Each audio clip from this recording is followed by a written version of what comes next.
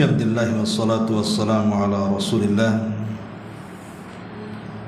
wa ala alihi wa sahbihi wa mawalah wa la hawla wa la quwata illa billahi wa ba'du. Alhamdulillah, di siang ini kita kembali duduk untuk Thalabul ilmi, mengkaji Siratul Mustafa alaihi salatu wassalam, sejarah manusia terbaik di kolong langit, Rasul kita Muhammad sallallahu alaihi wa alihi wasallam.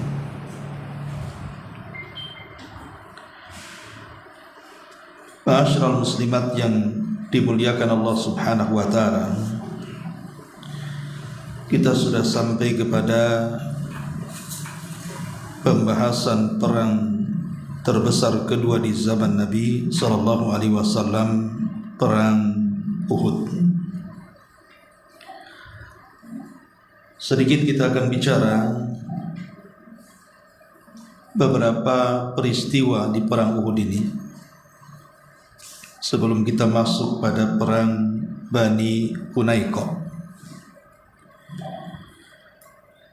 Ada beberapa peristiwa menarik yang kita akan jelaskan yang terjadi di perang Uhud. Pertama, di perang ini terbunuh manusia-manusia terbaik dari kalangan kaum muslimin. Di antaranya adalah Hamzah yang merupakan Asadullah, singa daripada singa-singa Allah Subhanahu wa ta'ala. Ada yang mengatakan bahwa kematian Hamzah ini dibunuh oleh seseorang yang bernama Wahsy, dan ada yang mengatakan Wahsy ini adalah satu di antara budak yang dimiliki oleh Hindu, di mana ketika Wahsy ini dihadiahi kemerdekaannya, lepas dari perbudakan dengan syarat membunuh Hamzah, maka Wahsy pun berusaha untuk membunuhnya, dan qadarullah Wahsy pun kemudian berhasil membunuh Hamzah saat kelengahannya ketika bertempur di perang Uhud. Sebenarnya kalau berhadap-hadapan Wahsy dengan Hamzah, Wahsy tidak ada apa-apanya dengan Hamzah. Akan tetapi takdir sudah berjalan kepada sahabat Nabi SAW Hamzah bin Abdul Muttalib ini, di mana ketika saat lengah tiba-tiba Wahsy kemudian melemparkan tombaknya dan persis mengenai dadanya. Itulah sebab kematian Asadullah, singa Allah Subhanahu wa ta'ala. Dan itu pula yang menjadikan kemudian kelemahan bagi kaum muslimin. Karena kita tahu posisi Hamzah ini di dalam Islam menjadikan Islam semakin jaya dan semakin ditakuti oleh musuh, sehingga ketika terbunuhnya atau mati syahidnya Hamzah ini sedikit banyak mempengaruhi pasukan di Uhud. Tetapi pembunuh Hamzah Wahsy ini belakangan dia masuk Islam di akhir-akhir Nabi SAW sebelum wafatnya. Tetapi Nabi SAW manusia, dia bukan malaikat, punya hati sama dengan kita. Ada sedikit kebencian kepada Wahsy karena dia telah membunuh orang yang dicintai selama ini, Hamzah bin Abdul Muttalib. Makanya Nabi SAW ketika menerima Islamnya Wahsy, Rasul meminta kepada Wahsy agar wajahnya tidak pernah ditampakkan di hadapannya. Jadi kalau ngaji itu dia harus di balik tiang atau paling belakang supaya Rasul tidak memandangnya. Karena setiap memandang Wahsy, Nabi SAW teringat dengan Hamzah. dan itu manusiawi. Tetapi Wahsy pun ingin berusaha untuk membayar hutang. Kalau dulu dia membunuh manusia yang paling dicintai Nabi SAW, dia pun bercita-cita ingin membunuh manusia yang paling dibenci Nabi. Siapa? Musailamah al-Kadzdzab, si Nabi palsu. Pada peperangan Yamamah di zaman Abu Bakar Siddiq radhiyallahu anhu, Wahsy ini berhasil membunuh Musailamah al-Kadzdzab. Dia ingin impas. Dulu pernah membunuh orang yang dicintai Rasul, maka dia ingin membunuh orang yang paling dibenci Rasul. Ma'asyiral muslimat yang dimuliakan Allah Azza wa Jalla, ini peristiwa yang pertama. Peristiwa yang kedua, di perang Uhud ini Nabi SAW terkena luka di mukanya. Jadi wajah yang mulia alaihi salatu wassalam terkena luka di pipinya akibat serpihan baju zirah yang dipakainya. Lebih daripada itu, gigi Nabi SAW retak karena terkena pukulan benda tumpul. Jadi mengenai pipinya juga terkena serpihan, kemudian giginya retak dan kepalanya terluka. Dari sini Nabi SAW kemudian mendoakan keburukan kepada orang-orang yang melukainya. Dan Nabi SAW membaca doanya dalam setiap kunutnya. Tetapi Allah Subhanahu wa ta'ala justru menyalahkan Nabi SAW, karena setelah itu turun ayat, laisa laka minal amri syai'un, tidak ada urusan bagimu wahai Muhammad tentang perkara mereka yang sudah menyakiti. Karena buktinya 3 orang yang menyakiti Nabi SAW dalam perang Uhud semuanya masuk Islam dan baik keislamannya. Dari sini kita tahu bahwa siapapun yang menyakiti kita, terkadang ada kesempatan untuk bertobat kepada Allah Azza wa Jalla, maka sebaiknya doakan dengan kebaikan dan hidayah kepada mereka. Ini peristiwa yang kedua. Kemudian peristiwa yang ketiga, peristiwa ini terjadi kepada Ubay ibn Khalaf. Ingat, Nabi itu tidak pernah membunuh dalam peperangan. Walaupun perang yang dilakukan Rasul itu berkali-kali, baik yang berhadap-hadapan secara langsung ataupun tidak, tapi Nabi SAW tidak pernah membunuh dalam peperangan, kecuali 1 kali dalam perang. Dia membunuh Umayyah ibn Khalaf. Karena disebutkan ketika kemudian Umayyah atau Ubay ibn Khalaf ini dalam peperangan Uhud memaki dan mencari Nabi SAW dan mengatakan, aina Muhammad, di mana Muhammad? La najautu in najah, aku tidak akan selamat kalau dia selamat. Jadi Ubay ibn Khalaf sudah mengancam, kalau dia selamat aku harus selamat, kalau dia tidak selamat maka begitu juga aku tidak akan selamat kalau dia selamat. Maka orang-orang yang beriman ketika itu menghabarkan kepada Nabi SAW dan mengatakan, Rasul, apakah kami harus lembut dengan orang ini? Maksudnya dengan Ubay ibn Khalaf, karena dia sudah mengancam Nabi. Maka Nabi SAW mengatakan, da'uhu yatakallam, biarkan dia bicara sesukanya.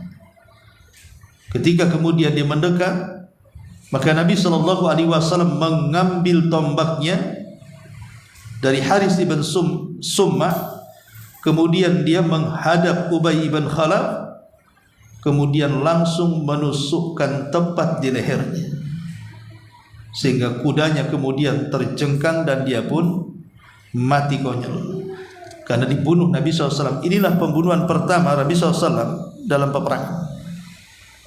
1 orang pernah dibunuh Nabi dalam perangan, yaitu Ubay ibn Khalaf laknatullah alaihi. Kemudian yang keempat, bahwa dalam peperangan ini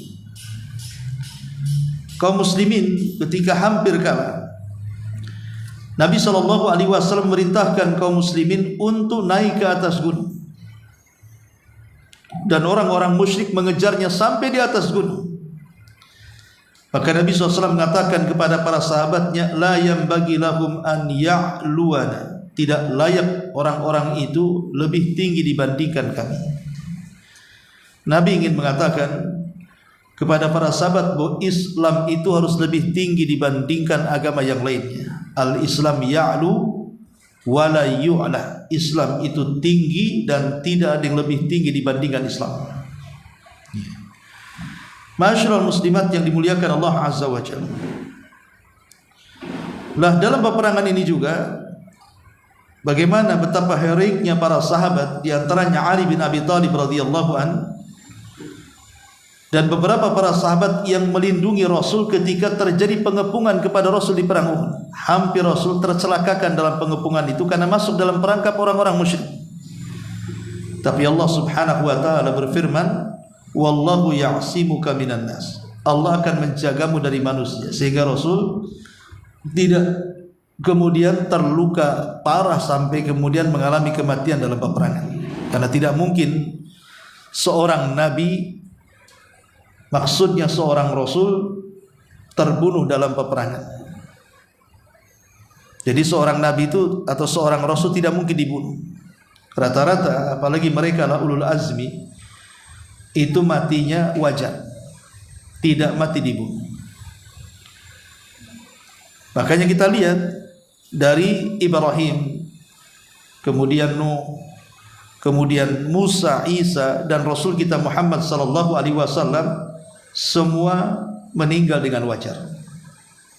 Tapi lihat nabi-nabi yang lainnya, ada yang dipenggal kepalanya seperti Yahya, ada yang digergaji seperti Zakaria.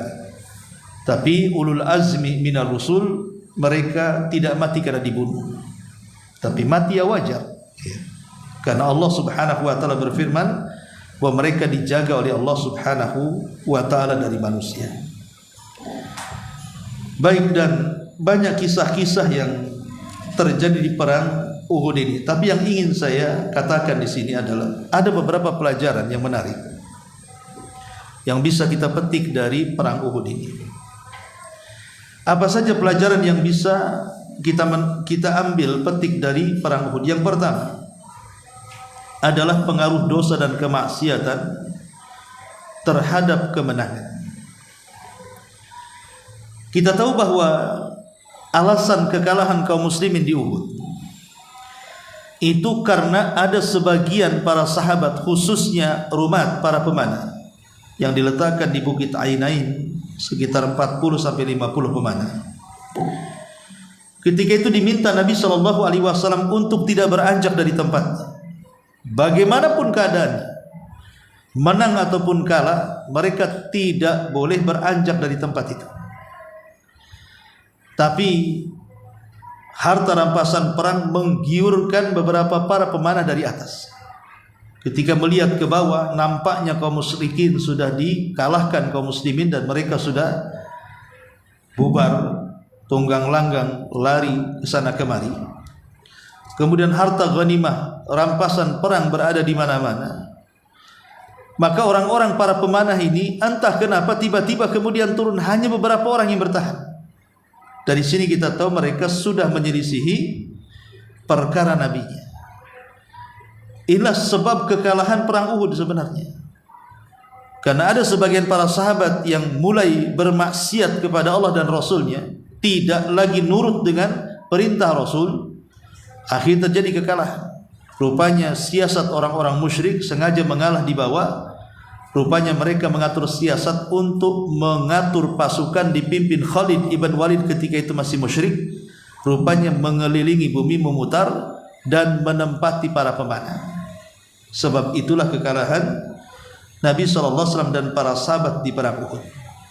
Dari sini kata para ulama sejarah, lihat bagaimana pengaruh dosa dan kemaksiatan dalam kemenangan.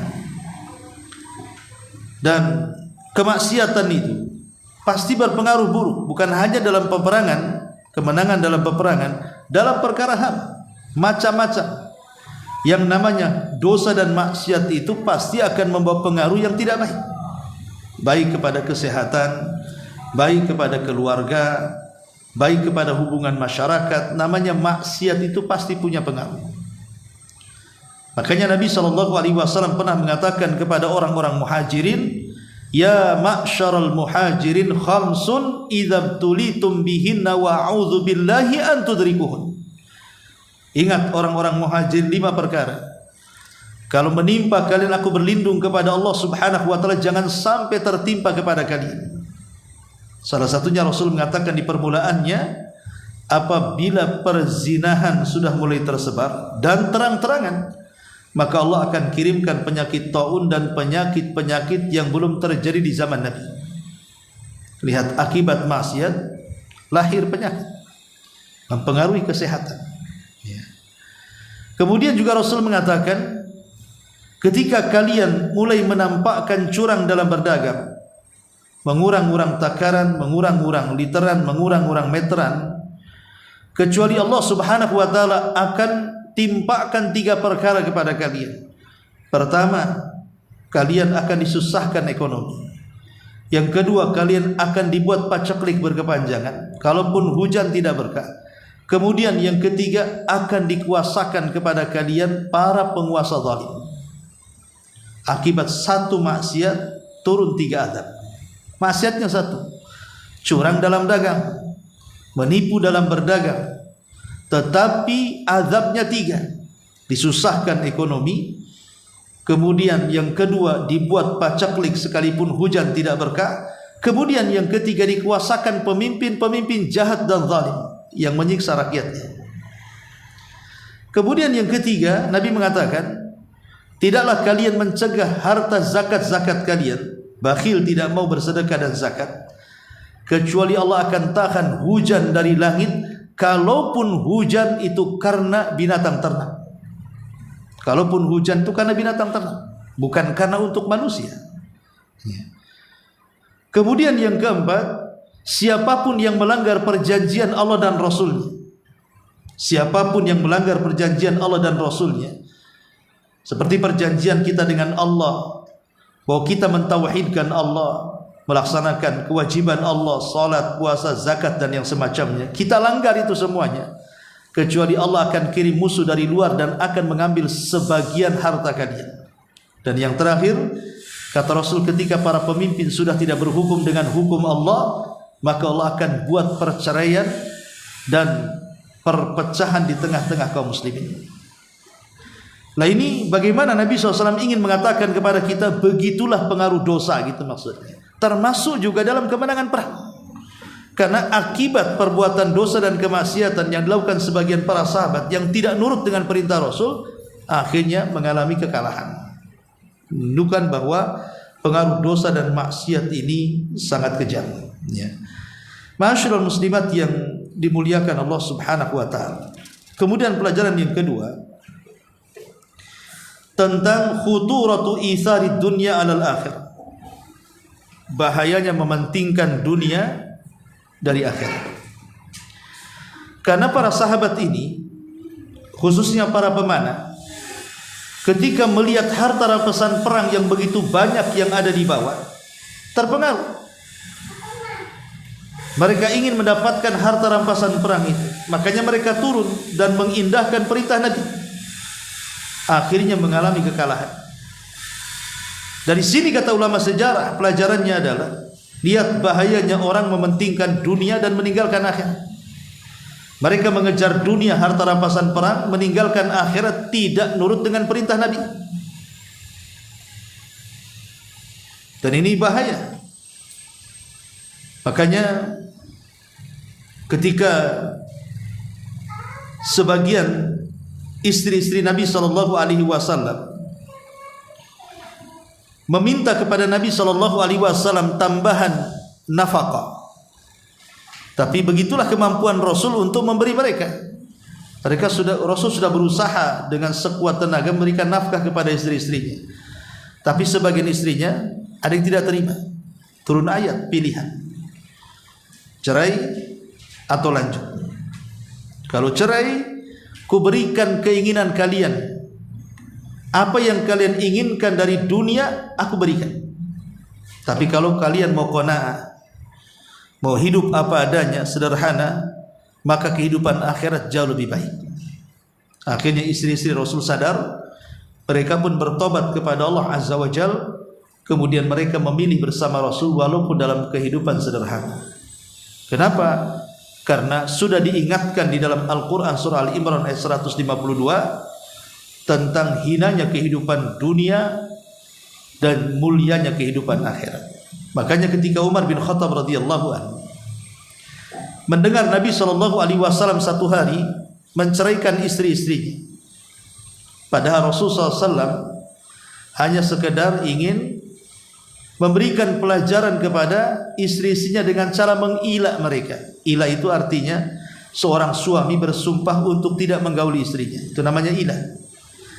Jadi Nabi SAW bersumpah tidak akan menggauli istrinya selama 1 bulan, sehingga tersebar berita bahwa Rasul menceraikan istri-istrinya. Maka sebagai mertua Umar Abu Bakar radhiyallahu anhu marah dengan anak putrinya. Ada apa dengan dia?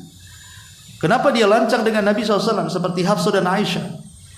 Makanya Umar radhiyallahu anhu kemudian ingin mengklarifikasi, apakah betul Rasul menceraikan putrinya Hafsah? Begitu juga Abu Bakar. Maka yang pertama datang Umar bin Khattab radhiyallahu anhu mempertanyakan kepada Rasul. Tapi ketika hendak bertanya, tidak jadi. Alasannya karena Umar tiba-tiba sedih melihat kondisi Rasul yang berada di ruangan itu yang hanya beralaskan dengan pelepah kurma, yang kalau tidur kemudian terbangun, bekas-bekas pelepah kurmanya itu masih nempel di bahu Nabi. Sehingga Umar radhiyallahu malah mengatakan, ya Rasulullah, aku sudah keliling dunia, melihat Persia, melihat Romawi, engkau lebih mulia dibandingkan mereka. Engkau lebih mulia dibandingkan mereka. Kenapa kau seperti ini? Sementara Raja Kisra dan Romawi mereka tidur di kasur-kasur empuk dengan dayang-dayang yang banyak, sementara mereka tidak lebih mulia dibandingkan kamu, tapi engkau seperti ini. Maka Nabi SAW mengingatkan kepada Umar radhiyallahu dan mengatakan, ya Umar, kehidupan dunia itu untuk mereka, adapun akhirat itu untuk kita. Kehidupan dunia memang untuk mereka, maksudnya untuk orang-orang kafir, tapi kehidupan akhirat itu untuk kita. Apa yang kita akan dapati di akhirat jauh lebih baik dengan apa yang sudah mereka miliki di dunia. Ma'asyiral muslimat yang dimuliakan Allah Azza wa Jalla, jadi pelajaran besar bahwa jangan pernah tertipu dengan dunia, malah mengejar yang fana, meninggalkan yang kekal. Bukankah Rasul yang mengatakan, apabila seluruh manusia ini dari awal sampai akhir kemudian mereka berkumpul di sebuah tempat yang lapang, mereka meminta semua hajat-hajatnya, Allah berikan permintaannya. Ketika Allah memberikan permintaan, semua manusia dari awal sampai akhir itu ibarat jarum yang dicelupkan ke air lautan. Lihat di ujung jarum itu, pasti ada air yang menetes 1 tetes. 1 tetes itulah cukup memberikan semua hajat yang dikehendaki manusia awal sampai akhir. Sementara lautan itu kekayaan Allah yang tidak akan pernah habisnya. Seolah-olah Rasul ingin mengatakan, kenapa kalian mengejar yang setetes, meninggalkan yang terbentang dari lautan itu. Maka ini juga diantara pelajaran yang kedua, jangan mengejar dunia dan melupakan akhirat. Pelajaran yang ketiga, hendaklah kita ini berangan-angan ingin mati dengan kematian terbaik. Karena dalam perang sebelumnya Uhud ataupun Badar, sebelum Uhud perang Badar, baru perang Uhud. Ya. Banyak para sahabat Nabi SAW itu yang daftar ingin mati dalam kondisi terbaik, mati syahid. Contoh 2 sahabat, bagaimana kematiannya Allah Subhanahu wa taala berikan kematian terbaik. Pertama Abdullah ibn Haram, yang kedua Abdullah ibn Haram, yang kedua Amr ibn Jamuh. Amr ibn Jamuh, yang kedua Abdullah ibn Haram. Dua-duanya sudah tua. Jadi 2 manusia ini sudah sangat sepuh sekali. Sebenarnya tidak layak berjihad. Karena pertama, adapun Abdullah ibn Haram memang sudah tua, pandangannya pun sudah rabun. Kemudian dia juga sudah tidak bisa berjalan. Maksudnya karena sudah tua kan susah jalan. untuk mengayunkan pedang aja tidak bisa. Yang kedua, Amr ibn Jamuh pincang orangnya dan sudah tua juga. Jadi sebenarnya tidak layak dua orang ini, sebenarnya sudah dapat rukhsah untuk tidak ikut perang. Tapi kedua-duanya ingin mendapatkan kematian terbaik. Karena mereka keduanya tidak ikut dalam perang Badar, maka keduanya berjanji jangan terlewatkan perang Uhud. Pertama, Abdullah ibn Haram datang kepada Rasul, meminta izin kepada Rasul dan mengatakan, besok aku akan ikut berjihad dengan kamu. Ketika itu Rasul tidak langsung mengiyahkan, tapi memanggil putranya Jabir dan mengatakan, ya Jabir, lihat ayahmu sudah tua, apakah kau izinkan dia perang? Maka Jabir mengatakan, ya Rasul, aku sudah merayu ayahku, jangan terlibat, kalaupun harus biar aku yang menggantikannya. Dia memiliki putri yang banyak dan aku satu-satunya putranya. Kalau dia meninggal, mana orang tua kami? Ketika mendengar hal itu, Abdullah ibn Haram marah kepada Jabir dan mengatakan, kutitipkan anak-anakmu kepada kau yang menjadi ayah bagi mereka. Kalau bukan karena sorga, wahai Jabir, aku siap kau gantikan posisinya. Tapi ini urusan sorga, aku tak mau. Sampai seperti itu Abdullah ibn Haram memarahi anaknya Jabir. Akhirnya Rasul tidak bisa apa-apa kecuali menerima daftar jihadnya Abdullah ibn Haram di sini. Apa yang terjadi kepada Abdullah ibn Haram sama juga terjadi kepada Amr ibn Jamuh. Anak-anaknya melarang karena dia pincang, masalahnya sudah tua pincang pula, tidak layak berjihad. Tapi dengan kegigihan Amr ibn Jamuh ini, dia datang kepada Nabi SAW dan mengatakan, ya Rasulullah, apakah kalau saya mati syahid, kakiku yang pincang ini akan bisa menginjak sorga? Maka Rasul mengatakan, ya, kalau begitu saya ingin mati syahid sehingga kedua kakiku bisa menginjak sorga. Akhirnya keduanya diterima, dan kedua-duanya orang yang pertama kali gugur. Pertama Abdullah ibn Haram gugur pertama, kemudian disusul oleh Amr ibn Jamuh. Dan saat kemudian kematian kedua sahabat mulia ini, Jabir mencari-cari jasad ayahnya Abdullah ibn Haram. Setelah ketemu dia menangis. Kenapa tidak sedih? Wajar sedih. Ibu sudah tidak ada, ayah pula meninggal, sementara punya anak 9 anak gadis. Semuanya harus diurus dengan Jabir yang merupakan kakak tertua, mengurus adik-adiknya 9 orang.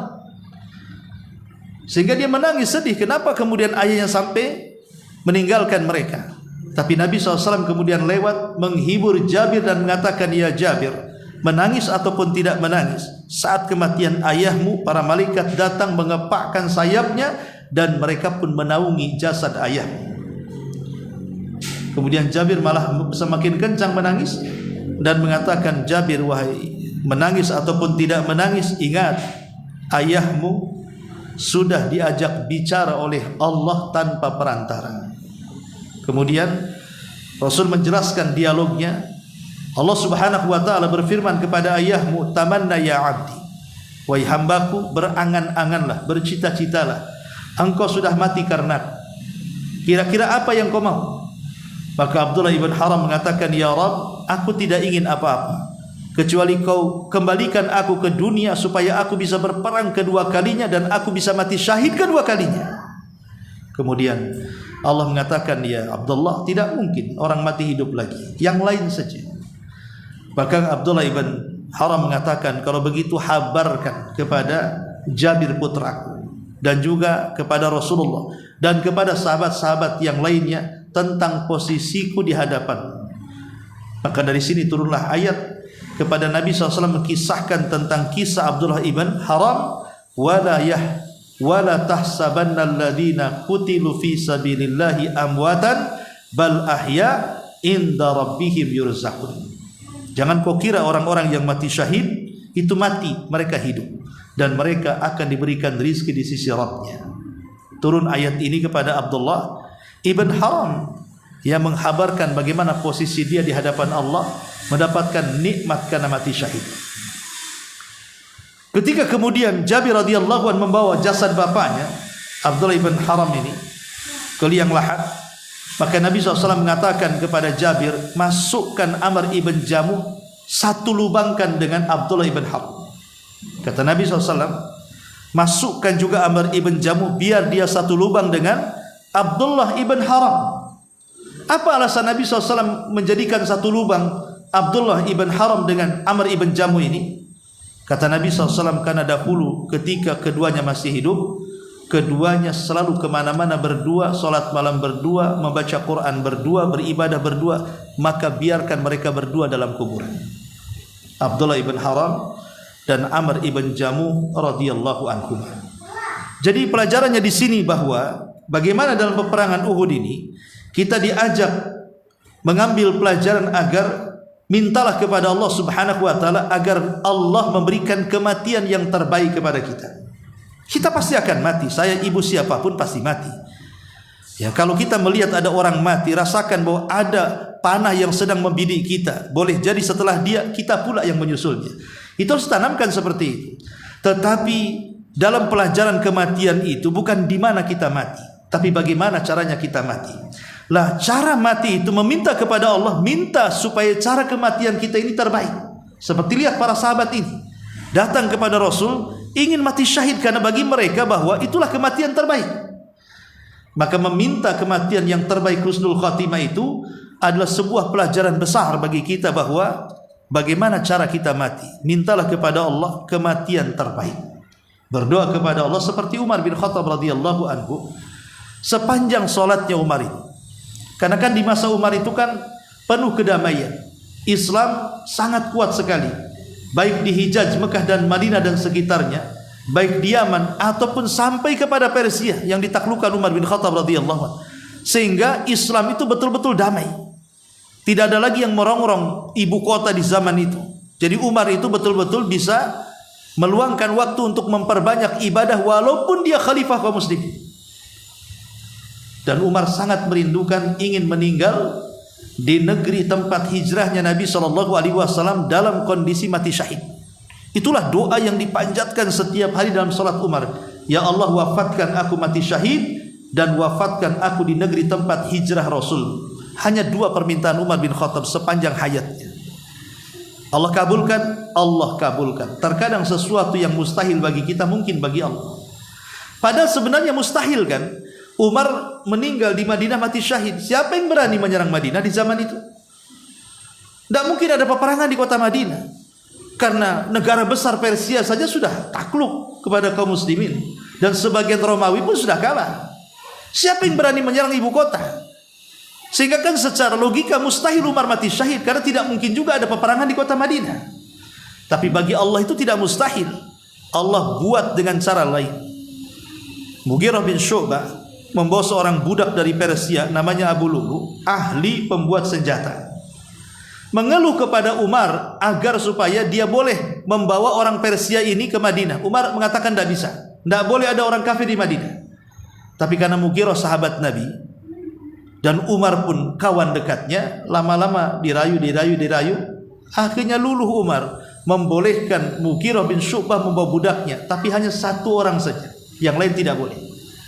Karena kedudukan Mughirah di hadapan Rasul, diizinkan rupanya Abu Lulu masuk ke kota Madinah. Padahal Rasul tidak boleh, sudah di zamannya ketika masih hidup saja tidak boleh masukkan orang kafir ke ibu kota. Tapi entah kenapa kebijakan Umar malah membolehkan. Tentu ada hikmahnya. Karena nanti yang membunuh Umar adalah Abu Lulu ini. Untuk menunjukkan kesyahidan Umar dibunuh orang kafir. Sebab kalau tidak diizinkan Abu Lulu, kemudian Umar mati wajar, berarti doa Umar tidak terkabulkan kan? Begitulah caranya Allah Subhanahu wa taala mengatur semuanya. Diizinkan oleh Umar.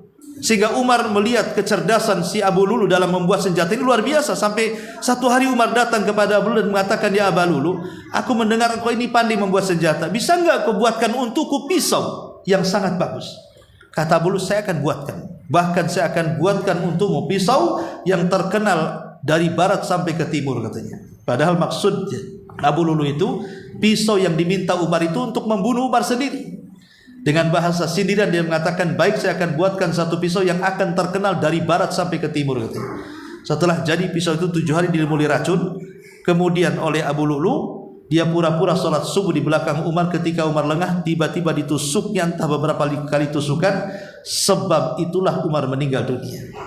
Makanya ketika Umar sakaratul maut, dia panggil putranya siapa? Abdullah ibn Umar. Dan mengatakan, Man qatalani? Siapa yang membunuhku? Kata Abdullah ibn Umar, Abu Lu'lu. Abu Lu'lu, budaknya Mughirah bin Syu'bah. Kata Abdullah ibn, iya. Tiba-tiba Umar tersenyum, kemudian bahagianya dia mengucapkan hamdalah, alhamdulillah alladzi qatalani rajulun lam yasjud lillahi walau kana sajdah. Aku bersyukur kepada Allah, rupanya orang yang menikamku dan membunuhku seorang laki-laki tidak pernah sujud walaupun satu kali kepada Allah Azza wa Jalla. Artinya dia dibunuh orang kafir, dengan kata lain Umar mati syahid dan mati sebagaimana keinginannya. Sesuatu yang mustahil menjadi mungkin bagi Allah. Allah kabulkan doanya Umar, mati syahid saat menyolati subuh di tangan Abu Lu'lu dan di tempat hijrahnya Nabi SAW di Masjid Nabawi. Itulah maksudnya pelajaran besar dari perang Uhud ini adalah sebagaimana para sahabat mereka meminta kematian terbaik kepada Allah Subhanahu wa taala, dan banyak orang-orang yang meninggal di perang ini. Mus'ab ibn Umair mati syahid di perang Uhud.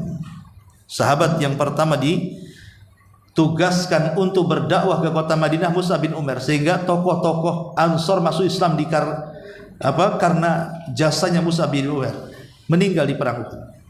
Bahkan kematiannya Allah kirimkan 70.000 malaikat mengiringi jenazahnya.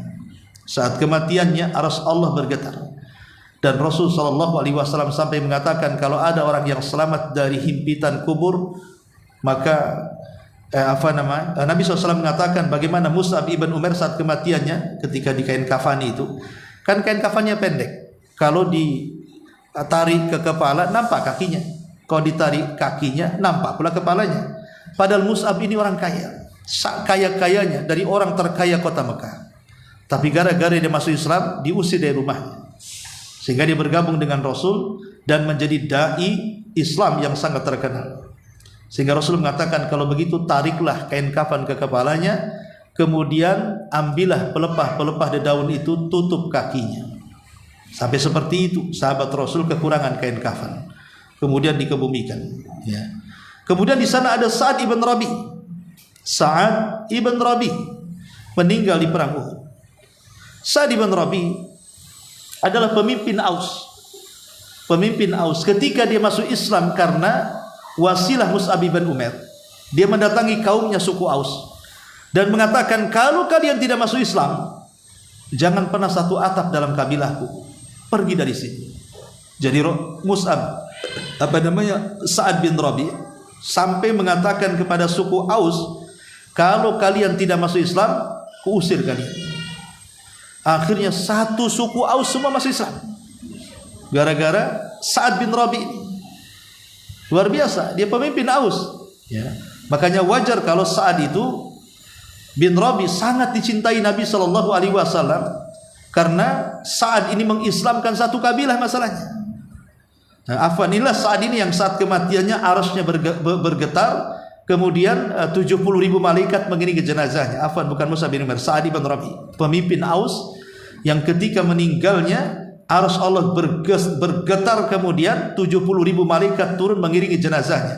Bahkan Rasul mengatakan kalau seandainya semua manusia terselamatkan dari himpitan kubur, maka hanya satu orang, dialah Sa'ad bin Rabi, karena dia sudah banyak berjasa dalam Islam, juga gugur di perang Uhud. Luar biasa, ya. Ma'asyiral muslimin muslimat yang dimuliakan Allah Subhanahu wa taala, banyak lagi di sana. Ada Abdullah ibn Jahaz, bahkan ada Handalah ibn Amir, Handalah ibn Abi Amir, yang ketika dia sedang junub, baru saja menikah dia, belum mandi, tiba-tiba kemudian dipanggil, ya khairallahir kabu, hei tentara-tentara Allah, kumpul berbaris kalian. Ini Handalah tidak sempat mandi, padahal habis melakukan hubungan suami istri karena dia pengantin baru. Tiba-tiba terdengar utusan Rasul bahwa tentara harus cepat keluar dan berbaris.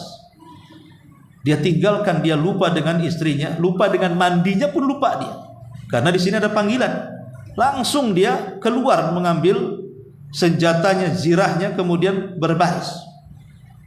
Ketika kemudian dia meninggal di perang Uhud, maka para malaikat datang dan berusaha untuk memandikan jenazahnya.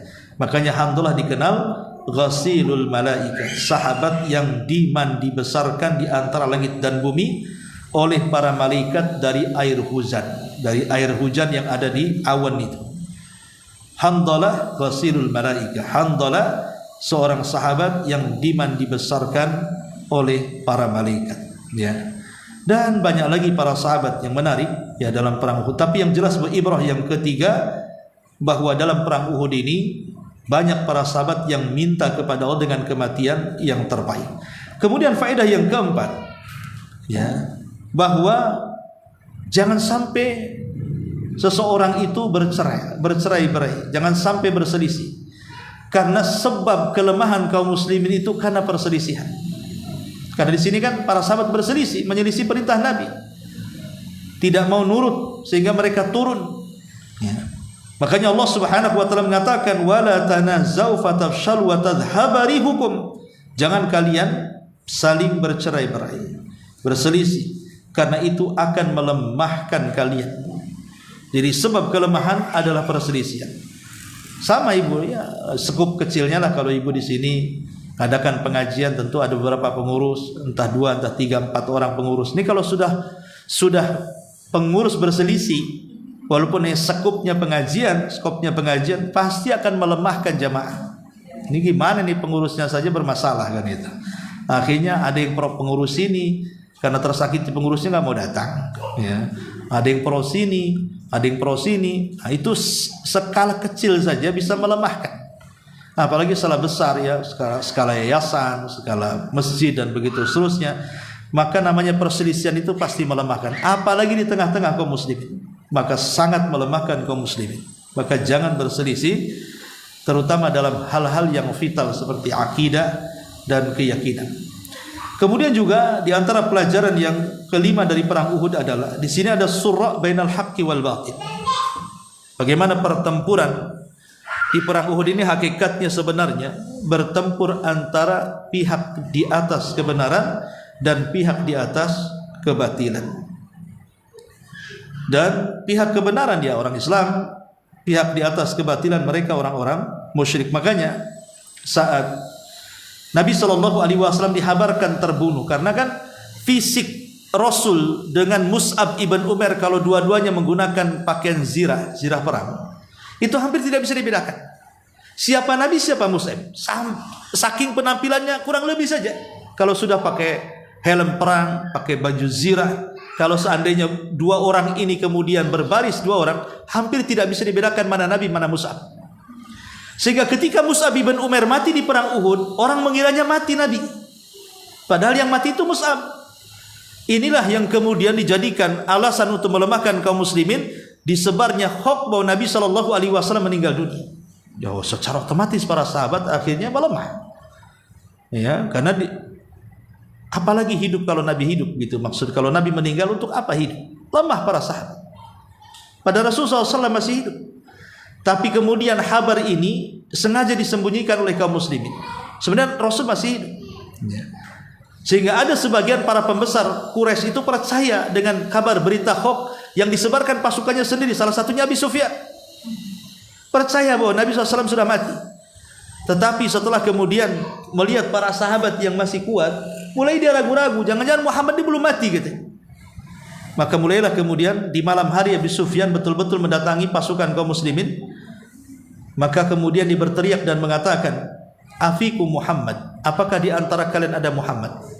Rasul mengatakan kepada Umar, Abu Bakar dan sahabat, "Jangan kalian jawab ucapan itu karena kan gelap." Kata Rasul, "Jangan kalian jawab." Ya. Kemudian kata Abu Sufyan, "Afikum Umar, afikum Abi Bakar." Abu Kuhafa, "Apakah di antara kalian ada Abu Bakar?" Kata Rasul, "Jangan kau jawab." "Apakah di antara kalian afikum Umar, apakah ada Umar?" Kata Rasul, "Jangan kalian jawab." Maka kemudian Abi Sufyan marah, ya. Kemudian tiba-tiba Abu Sufyan mengatakan, "U'lu Hubal, u'lu Hubal." Maha tinggi Hubal, maha tinggi Hubal. Nah, Rasulullah SAW tidak bisa diam ketika mereka mulai memuji Tuhan-Tuhannya. Maka Rasul mengatakan kepada Umar bin Khattab radhiyallahu, "Jawab dia, jawab dia." Ketika kemudian Umar mengatakan, "Apa yang harus ku jawab?" "Jawab la ilaha illallah, la ilaha illallah." Ketika Abi Sufyan mengatakan u'lu Hubal, maha tinggi Hubal, katakan wahai Umar kepada Abi Sufyan, tidak ada sesembahan yang berhak disembah kecuali Allah Subhanahu wa taala. La ilaha illallah. Tiba-tiba Abi Sufyan menjawab lagi, dan mengatakan lanal uzza wala uzza lakum. Kami punya Uzzah, kalian tidak punya Uzzah. Maksudnya patung Uzzah. Kami punya patung Uzzah, kalian tidak punya patung Uzzah. Maka Rasul mengatakan kepada Umar, jawab lagi wahai Umar, Allahu maulana la maula lakum. Allah lah pelindung kami dan Allah tidak akan melindungi kalian. Jadi saling bersaut-sautan di situ. Disitulah terjadilah antara kubu yang membela kebenaran dan kubu yang membela kebatilan. Ya. Ma'asyiral muslimat yang dimuliakan Allah Subhanahu wa taala. Kemudian juga faedah yang lainnya adalah at-tadhiyatu min ajliddin. Bagaimana perjuangan para sahabat ketika memperjuangkan agama Allah ini. Ini perjuangan yang luar biasa. Ya, persis seperti para pahlawan kita lah. Bagaimana dahulu para pahlawan kita ini berjuang untuk membebaskan dari para penjajah kafir dengan kalimat takbir Allahu Akbar. Seperti dikatakan Bung Tomo, kalau bukan karena kalimat takbir untuk mengusir Belanda, aku tidak tahu kalimat apa yang pantas untuk mengusir mereka. Artinya kan kita lihat bahwa para pahlawan kita ini sebenarnya mereka sangat religi sekali dalam memperjuangkan negeri kita ini. Betul-betul mereka memperjuangkan agama Allah Subhanahu wa taala. Karena memang tidak dipungkiri lagi bahwa yang mengusir Belanda juga banyak terlibat para ulama, para santri dan begitu seterusnya. Tentu tujuan mereka supaya tidak diperbudak kepada makhluk dan hanya memperbudak diri kepada Allah Subhanahu wa taala.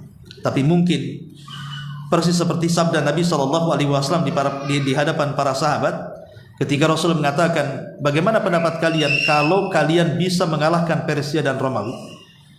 Abdurrahman ibn Auf mengatakan, naqulu kama amarana Allah. Tentu kalau kami bisa mengalahkan Persia dan Romawi ya Rasul, artinya sudah tidak ada penjajah lagi, kami siap melaksanakan perintah Allah Subhanahu wa taala. Maka Rasul mengatakan, awa ghairu dzalik, jangan-jangan sebaliknya. Setelah kalian merdeka, setelah kalian mengusir penjajah, kalian tidak taat dengan Allah. Kemudian Rasul mengatakan, tatahasadu thumma tatabaghadu tatanafasu thumma tatahasadu thumma tatadabaru thumma tatabaghadu thumma tantaliku ila masakinil ansar atau muhajirin fatadribu unuqa ba'duhum ba'dha. Kata Rasul, jangan-jangan setelah kemerdekaan kalian justru mengejar dunia, kalian hasad, kalian saling membenci, kalian saling membelakangi, ujung-ujungnya kalian saling menikam diri-diri kalian sendiri. Itu yang terjadi kan? Di negeri kita aja seperti itu. Ya. Dulu mungkin kalimat takbir yang kemudian memberikan semangat untuk mengusir para penjajah kafir. Tapi sekarang rakyat dijajah sendiri oleh rakyatnya sendiri, saling menjajah satu dengan yang lain kan? Hanya karena apa? Masalah urusan dunia. Masalah urusan dunia. Sehingga masih ada orang mengatakan jangan-jangan negeri kita ini enggak merdeka. Iya, memang belum merdeka. Karena musuh dari luar kita sudah usir, tapi musuh dari dalam susah untuk mengusirnya. Itulah yang dikatakan oleh Rasul, tatanafasu thumma tatahasadu thumma tatabaghadu thumma tatadabaru thumma yadribu ba'dukum ba'dha. Ya, setelah merdeka kalian saling mengejar dunia, saling mencari kepentingan, kursi, kepemimpinan, jabatan, harta, dunia dan semacamnya, kemudian mulai saling hasad, menikam. Ya, kemudian saling membenci, kemudian saling membelakangi, ujung-ujungnya saling membunuh. Nauzubillah. Ya. Baik, kemudian juga di antara pelajaran berikutnya dari perang Uhud adalah al-ibtila bidzawil qurba. Al-ibtila bidzawil qurba. Di sini ada pelajaran tentang ujian kepada kerabat. Karena dalam perang Uhud ini terkadang berhadap-hadapan antara anak dan orang tua. Seperti yang terjadi kepada siapa? Kepada Amr bin sahabat Nabi SAW, Abu Ubaidah ibnul Jarrah. Abu Ubaidah ibnul Jarrah harus melawan bapaknya dan membunuhnya. Padahal dia sudah menghindar. Bapaknya ini kan mencari-cari dia. Karena bapaknya di pihak Abu Sufyan, di pihaknya orang kafir. Dalam peperangan Uhud dicari-cari mana sih Abu Ubaidah ibnul Jarrah. Setiap ketemu bapaknya menghindar, karena dia tidak mau menyakiti orang tuanya. Tapi ketika ayahnya berhadapan dengan Rasul, dia tak terima.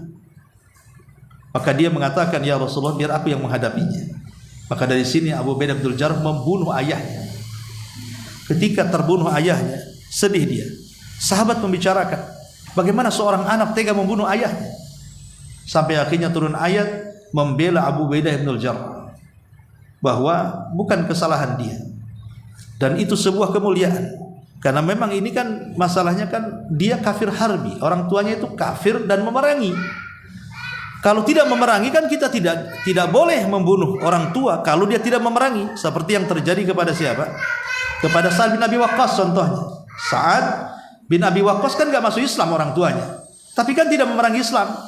Makanya turun ayat surah Luqman, wa sahibuhuma fid dunya ma'rufa, tetap di dunia ini kau berbuat baik kepada orang tua meskipun mereka kafir, selama mereka bukan kafir harbi, bukan kafir yang memerangi.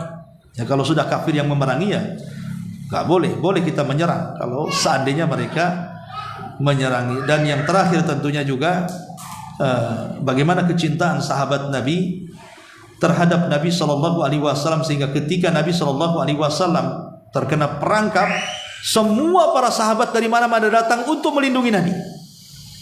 Ketika tahu Rasul terperangkap dalam perangkat orang-orang musyrik, maka sahabat datang dari mana-mana kemudian berusaha melindungi Nabi SAW dari serangan orang-orang musyrik, bahkan sebagainya terbunuh karena melindungi Nabi SAW.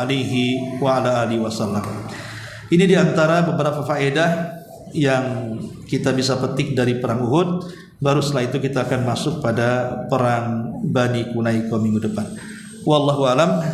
Sampai di sini. Silakan kalau ada yang bertanya sebelum saya tutup.